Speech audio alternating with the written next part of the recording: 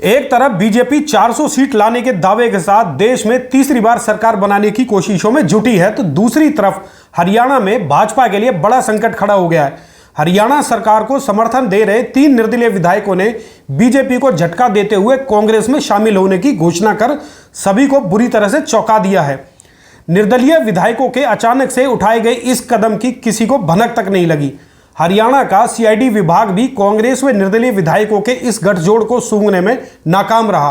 दोस्तों नमस्कार, मैं हूं संजय कपूर और आप देख रहे हैं सिटी मेल न्यूज। खबर तो अब यह है कि बीजेपी को जोर का झटका देते हुए पूर्व सीएम भूपेंद्र सिंह हुड्डा ने तीनों विधायकों को कांग्रेस में शामिल कर देश के सियासी माहौल को गरमा दिया है।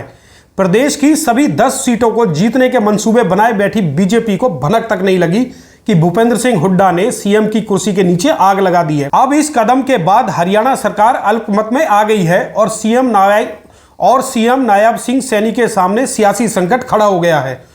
पूर्व सीएम उनसे अब इस्तीफा मांग रहे हैं। हालांकि खबर ये थी कि बीजेपी के पाले में बैठे 4 निर्दलीय विधायक कांग्रेस में शामिल होंगे, लेकिन ऐन वक्त पर गुरुग्राम जिले के बादशाहपुर से विधायक राकेश दौलताबाद कांग्रेस के फ्रेम में शामिल नहीं हुए। चर्चा है कि इस सियासी माहौल को परखने के बाद राकेश अपना निर्णय लेंगे। फिलहाल जिन विधायकों ने बीजेपी की सत्ता को चुनौती दी है उनमें पूंडरी से रणबीर गोलन, नीलोखेड़ी से धर्मपाल गौंदर और चरखी दादरी से सोमवीर सांगवान के नाम सामने आए हैं।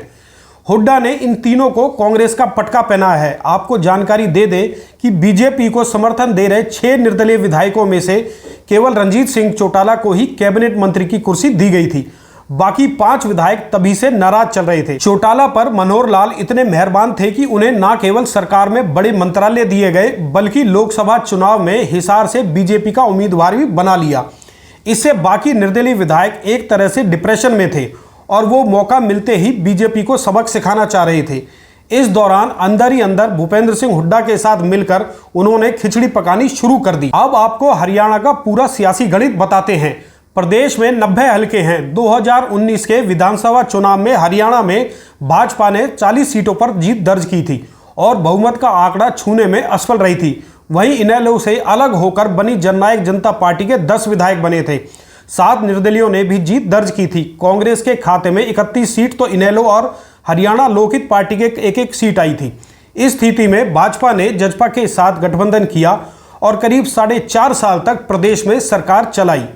इस दौरान कांग्रेस की आदमपुर सीट कुलदीप बिश्नोई के भाजपा में शामिल होने की वजह से खाली हुई और वहां उपचुनाव में उनके बेटे ने जीत दर्ज की, जिसके बाद भाजपा के प्रदेश में 41 विधायक हो गए। कांग्रेस के पास 30 विधायक रह गए। इसी दौरान लोकसभा चुनाव से पहले भाजपा और जजपा का गठबंधन टूट गया।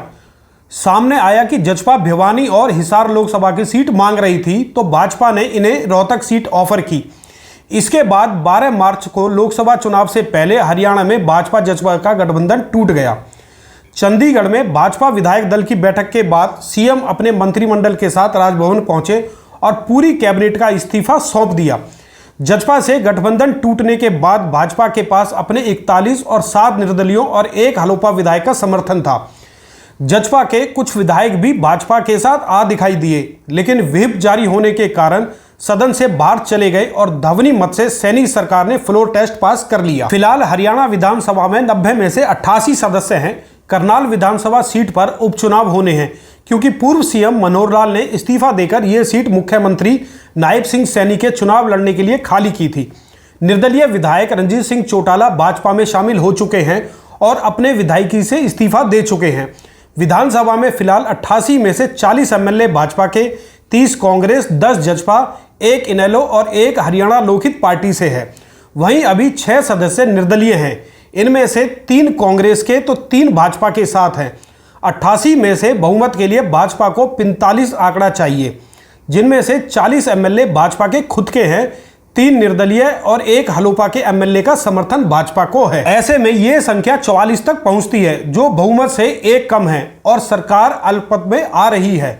इससे लगता है कि सैनी सरकार संकट में आ गई है, लेकिन कुछ जजपा विधायक भी भाजपा को समर्थन का ऐलान कर चुके हैं।